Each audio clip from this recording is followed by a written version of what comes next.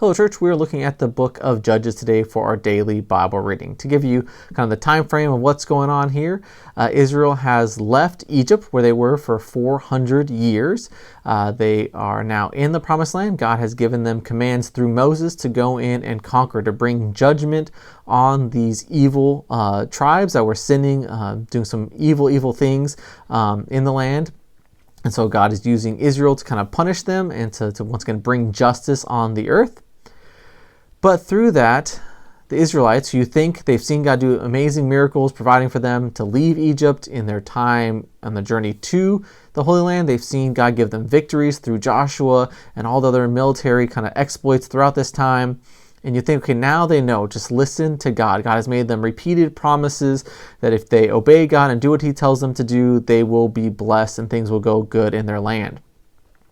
But Judges is all about failures. We're going to see kind of a repeated cycle of God providing a rescue for them, helping them by giving them a judge. This judge will lead them militarily through some victories, and then the people will slack off and they'll start following other gods and not listen to their God anymore. And they'll lead to more sin and more problems, eventually to the point where they cry out for God's help. God will help them, and then they'll go back and do this cycle over and over and over again.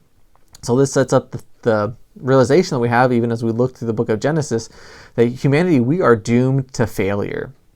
That because of our sinful nature, we are always going to do wrong. And so this sets up why Jesus had to come. That even though the Israelites were in a good position, they had everything they needed, they still keep falling short. They keep failing to keep God's commands. And so Jesus is going to be the ultimate fulfillment of this as a person who does not fail God, who is sinless, who is completely obedient to God, so that we can be credited His righteousness, His perfection for all of eternity if we repent and believe. And so as we're reading these details, it can be rather gruesome, it can be rather sad as we're reading through this, but realize this is kind of just the human condition, that we are all prone to fail and to fall short of God. And so as we're reading through this, be encouraged that this is the beauty of why Christ had to come.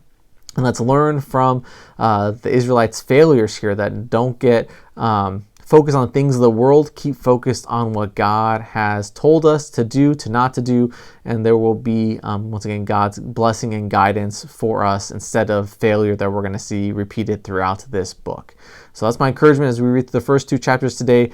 Be encouraged that Christ shows His perfection in the midst of all this failure that's happening here in Judges. And so put your faith and hope in Him and be obedient to God and do not fall short and fail like we're going to read repeatedly happens in the book of Judges. All right, church, have a great day.